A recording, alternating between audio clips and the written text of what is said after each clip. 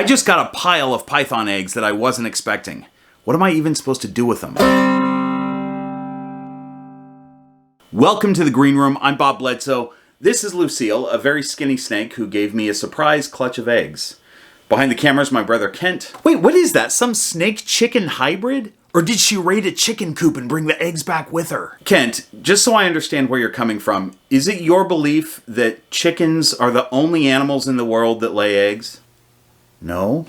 I mean, what I was saying, I just meant, do you have any other questions then? No, I'm just trying to run the video camera, do your show. You know, I think that's a great idea. Thanks, Kent. If these were surprise chicken eggs, that wouldn't be a problem. I'd know exactly what to do with them. Friend comes over to my house and goes, hey, I was just at the grocery store, thought of you, I was going to get you a gift. I was going to get you a magazine, actually, but who reads magazines anymore? That'd be a weird gift. So instead, here's a carton of eggs.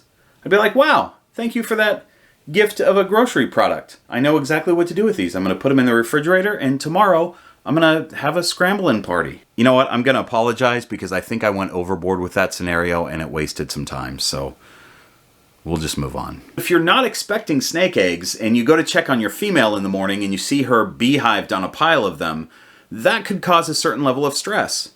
As long as you intend to hatch them and not eat them, I suppose. I don't recommend eating them because, you know, come on, dude.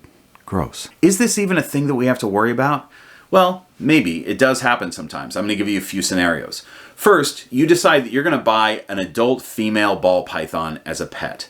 And you purchase a retired breeder, you bring her home, and you're just happy to make her part of your one snake family.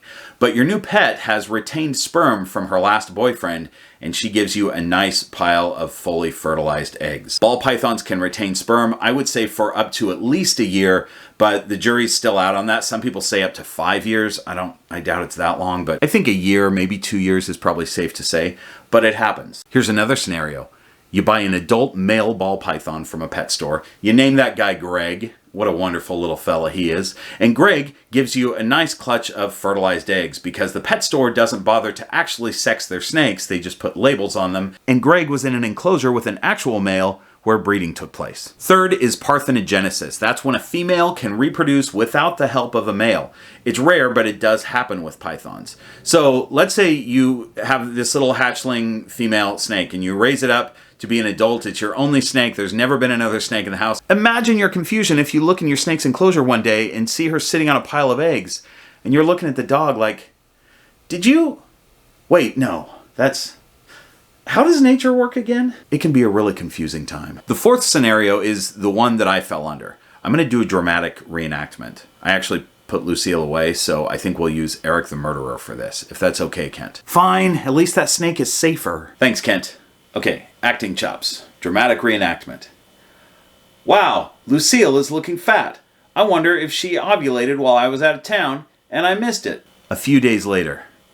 Whoa, yeah, she's really fat. I think she must be gravid.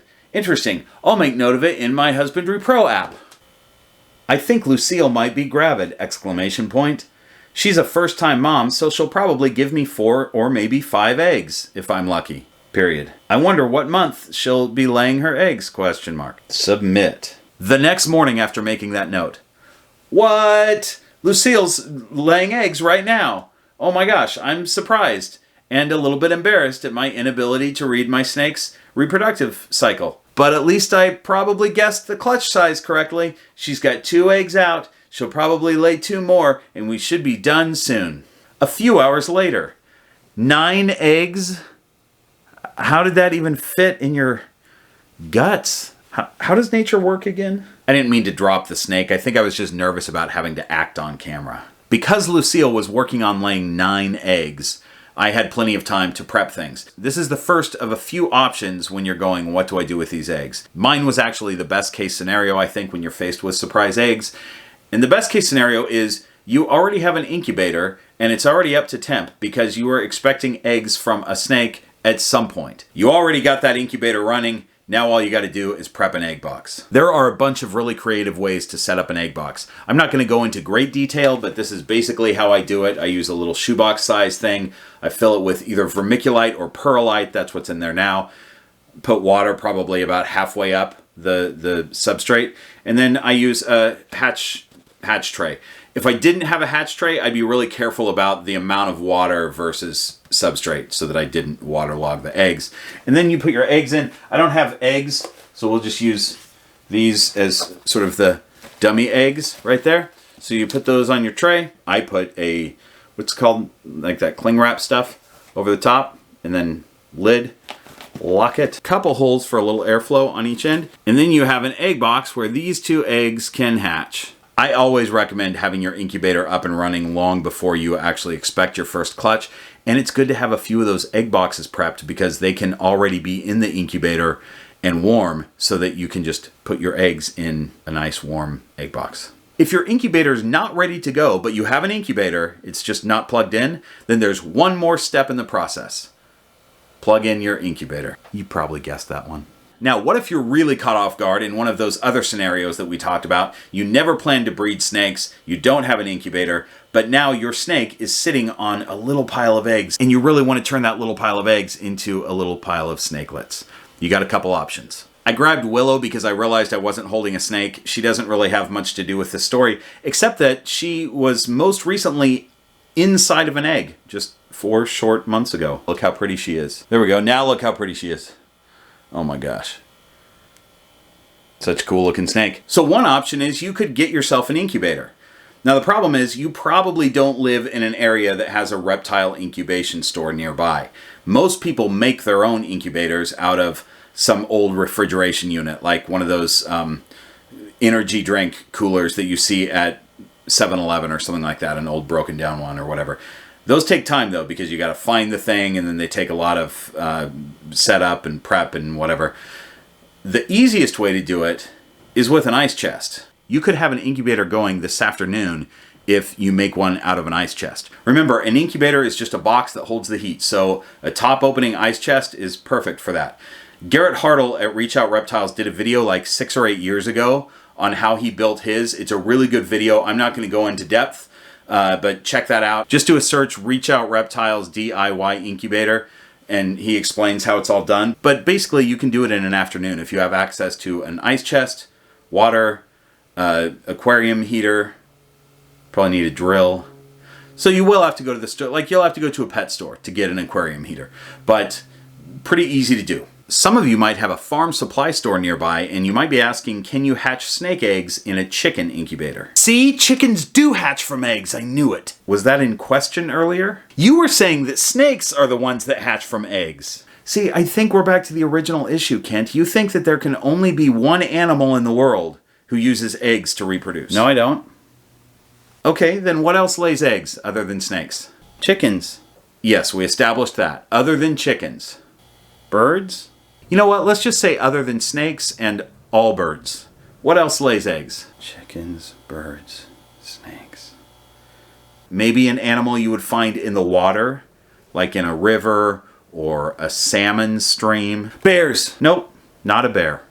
Bears don't lay eggs. This is a dumb game. I'm not freaking David Attenborough. Let's just get back to the video then. I'm going to talk about the chicken incubator while I scroll a list of the coolest people. These folks support the channel over on nRoomPythons. Nope, not that. Patreon.com/nRoomPythons. It's the Horde of Keepers. Okay, chicken incubator. So a poultry incubator will probably work, but maybe it won't because it depends on the unit. Remember, all we're looking for in a reptile incubator is a warm box that keeps the heat steady. You need your temps to be at a constant 88-ish degrees, give or take a degree. If your chicken incubator just does that, then you're probably in good shape. But if it's automatically rotating the eggs or shining a big floodlight on them or massaging them at regular intervals, I don't know what the options are for a chicken incubator. Anyway, if it does any crazy stuff other than just be a warm box that holds the temperature, you don't want it. By the way, if you want to see what the perks and benefits are of becoming a Patreon member, you can go over to patreon.com/nRoomPythons. There's a free 7-day trial now that's available, so you can do that if you want. You know, be a part of the Horde of Keepers for a week for free. Also, big thanks to Black Box Cages, Lane Labs, and Gray Family Snakes for sponsoring the channel. If you decide to set up your own incubator, and let's say it takes you all day to get it finished, don't worry, because those eggs are going to be just fine with the mother sitting on top of them. Which reminds me, I'm sure a lot of you are thinking, wait a second, out in the wild, when a snake lays a clutch of eggs, who goes out and gathers them up and puts them into Incubator. And where are the world's forest incubators located? Are those solar, or do you plug them in somehow? I got a surprise for you. Mama snakes sit on their eggs for about 2 months until they hatch. And they're actually pretty good at hatching their own eggs. You can let your snake do this.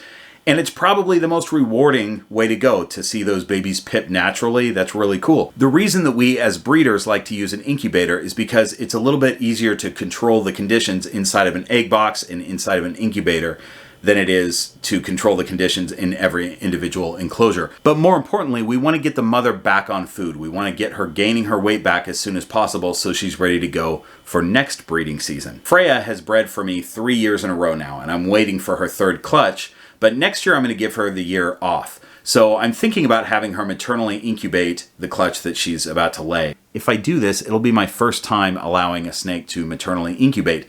So I'll tell you what my plan would be, but if you're planning to do this, do your own research. So I'm going to keep a steady hot spot at 90%. She'll probably sit right off of that hot spot and adjust herself and adjust her eggs as she needs to, but that'll stay consistent. And I'll probably add a little sphagnum moss around her to the cocoa husk, and I'll keep the humidity between 80 and 90%, being really careful not to get any water on the eggs. Now, Freya probably wouldn't eat at all during the time that she's sitting on the eggs, but she might, so I'll offer her a small meal about every 7 to 10 days. Now, if you've been watching this today and it's giving you ideas that maybe you should breed your snake and get intentional eggs, you should check out this video, which asks the question, should I breed? I hope you got something useful out of this video, or at least came away with the knowledge that bears don't lay eggs. Thanks for watching. I'll see you next week.